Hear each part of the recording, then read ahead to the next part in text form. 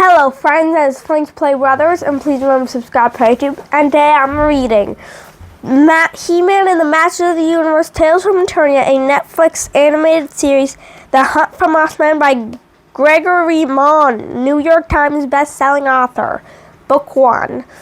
Last time, somehow, Skeletor was king of Eternia, and some toxic yellow air was killing all of people's crops, and then the Master of the Universe is a new team against Skeletor, and I don't understand any of this.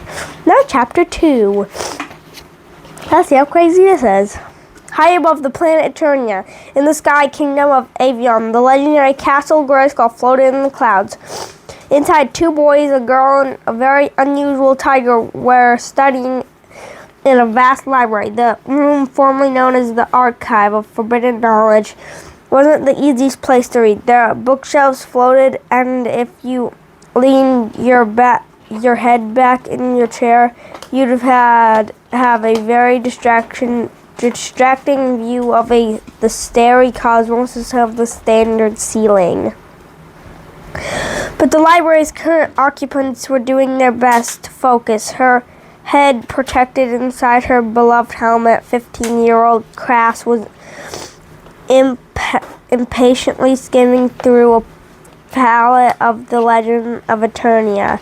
Duncan, a 17-year-old genius inventor and former assistant to Skeletor's weapons master Cronus, was trying to focus on the pages of an old book with yellowed, moldy pages. The wise, aged, and highly intelligent Tiger Gringer was poisoned over a volume of his own using his metal claws to turn the delicate pages. Adam, 16, was yawned and rubbing his eyes as he stood leafing through some similarly intimidating text. The last few weeks had been interesting for Adam. Discovering that he was the lost son of King Randor wasn't even the biggest surprise. Adam had also learned that he'd been chosen to wield a magical power called the Sword of Power. When he held this sword and pronounced a few magic words, Adam turned into He-Man, a giant, unstoppable, muscle-bound warrior capable of crushing a boulder with a single punch. The name became as a joke to Crass, but it was growing on him. As for the power, Adam had no interest in keeping it all to himself. Instead, he shared it with Crass, Duncan, Cringer, and his magical friend Teela, too. By channeling the cosmic energy of Castle Grayskull, each of them transformed into super-powered versions of themselves. Teela became the all-powerful sorceress. Duncan turned into the master of technology. Man-at-Arms Cringer morphed into the fearsome Battlecock, and Crass the unstoppable Ram Man. Together they were the Masters of the Universe, and at that moment, the four of them in the castle were incredibly bored. That there was important work to be done as the Masters were in the midst of a quest for pieces of a powerful artifact known as the Sigils of Hiss. But the research was wearing on them. Duncan preferred to be building and tinkering, non-confined to a library, and Cringer had known Adam and Crass long enough to see that the pair needed to move. "Why don't you go practice some sword play, young prince?" Cringer suggested. Adam shivered. "Please don't call me prince, and I'm Adam. Plus, I think I need a little break from the sword." "How about some fresh air?" Duncan suggested. "Great idea," Cringer replied. "Careful as we go, though. Grayskull is a castle of many mysteries." Duncan turned to the library's exit and scratched his chin. "Good point, Cringer. To be honest, I'm not even sure I know how to get back to the drawbridge." Don't mean the drawbridge?" Crass asked. "Nope," Duncan replied. "The front of the castle is a skull, and the bridge is its jaw. Definitely jawbridge." Crass suggested. "Race, you Deal, Duncan said, but I'm racing Adam and Crass, not He-Man and Rami. And I'm racing Duncan, not Man-at-Arms. So building a pair of rocket-powered sky boots wouldn't be cheating. Crass tapped her helmet. Unless you want me calling on the power of Grayskull and firing up my own rockets, yes, that would be cheating. Before Duncan could respond, Adam leaped up onto the top of the long table in the middle of the library and sprinted for the door. Cubs, Cringer warned, be careful. This is not a normal castle. The archive itself must have been listening.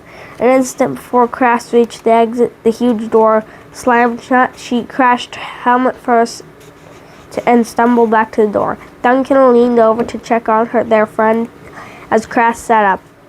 Stunned, no running in the library, I guess, he said. You're okay, Crass nodded. I'm okay. Good, Duncan replied, but I'm still gonna win. He walked slowly and carefully to the door, opened it respectfully, stepped out into the hall and sprinted. Adam and Crass hurried behind him. At the end of the hall, Duncan and Crass turned left. Adam went right. The sword at his back was surprisingly small and light. At times, Adam forgot it was there.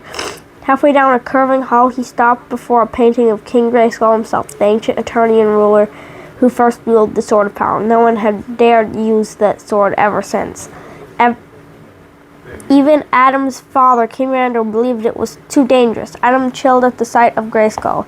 Did Adam himself really deserve the sword? Was he even up to the challenge? Adam gritted his teeth and raced on, but he wasn't really sure where he was going. He wished Teela was there to show him the way. Although Adam was the one who was supposed to be connected to Grayskull and its powers, Teela was a weird feel for the castle, how it worked. She'd brought the sword to Adam in the first place. Teela had all the strange Grayskull visions too. The guardians of the castle, the sorceress known as Elderless, actually spoke to Teela in her mind, but Teela couldn't be with them now. She'd stayed back in the capital city to help his dad, King Randor. Didn't want to abandon his people, and Teela didn't think it would be such a great idea to leave the king alone in the complex made of tunnels beneath the palace. She knew the people down there didn't exactly love him and that he might need a protector still. Even though Adam knew she was doing the right thing, the preferred having her around, especially inside Grayskull. The hallway narrowed and bent suddenly to the left. Okay, Adam decided, I guess I'll go left. Adam ahead of him stretched the grand entrance hall, with their ship, the Wind Raider, parked in the center. Adam had passed through this hall dozens of times already, but it still left him wonderstruck. The tiled floor was scattered with stones and boulders. High hallways arched up into space, much like the archive. The hall had no ceiling, instead distant galaxies and stars glowing pink and blue. He stopped mesmerizing. He couldn't help but get distracted. This was supposed to be his home now, but it still didn't feel like one. He figured that was normal though. Most kids his age didn't have doorways to other dimensions in their front hall. I win, Crass yelled. Adam shook his head, and he'd been so caught up in the mysteries of Castle Grayskull that he'd forgotten all about the race. And now his friend stood in there, her hand on the start of the stone drawbridge. Victorious, Adam laughed. Next time, no rules. You got it, He-Man. How about that fresh air? Adam suggested. The drawbridge opened gradually. The three kids closed their eyes and breathed in deeply, though. Their noses savored the fresh, clean air of Avion. The floating islands of the Cloud City stretched out before them, shimmering and glittering in the distance. Adam felt instantly restored. His energy was renewed with one breath.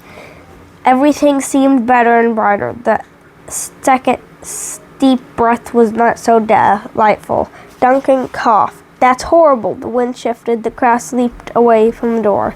Gagging, Adam's eyes teared, his nostrils burned, his stomach soared. The smell of blowing into the castles was beyond vile.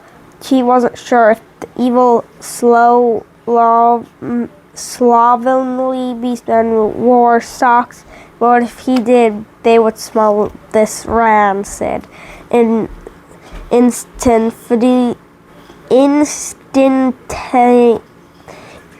Instantaneously, Adam reached for the sword of power, then released the handle. What good would a magic sword do him now? He-Man couldn't swat away this horrific stench. A powerful roar issued from deep inside the castle. Cringer leaped into the great room, muscles tensed, those nose pinched against the odor. Close the drawbridge now, he ordered. Duncan did he was told, and the four friends watched Castle Grayskull itself fight back against the smell. The yellow air swirled and mixed into a spinning ball-shaped cloud in the center of the room. A strong breeze rushed out of one of the many hallways, pushed the fetid cloud through the shrinking open and the air outside. Finally, the drawbridge shut and the four of them breathed. What do these avian people eat? Duncan asked. That's the worst gas I've ever smelled in my life. And I hung around with Cronus. That was no gas, Cringer growled. I recognize that smell, Adam said. That odor is Pelleas, Cringer added. The skunk people, Duncan replied. I wouldn't call them that exactly, Cringer said. They are a unique species of highly intelligent but admittedly pungent skunk-like humanoids. They do stink, Adam added, but it's kind of sad because no one wants them around as a result. This is not their normal odor, Cringer noted. Adam Crass and I smelled its particular concentrated concoction before Duncan. It's highly toxic, and if it was spread all the way up here to Avion, the inhabitants of Eternia could be in grave danger. And that's still Mossman's smell, I think, because it might be Stinkors, but I'm pretty sure it's Mossman, because why would it be called this then? Okay, so that was a weird chapter. Very weird. Didn't answer any question about Skeletor being king and why King Randor is in a dungeon, but the Skeletor and him connect, so kind of makes sense about King Randor, but not Skeletor. Next week's chapter 3. So, friends, thanks for watching. Like, comment, subscribe, hit the notification bell. Follow us on our social medias, the Funky Play Brothers, the Funky Play Bros.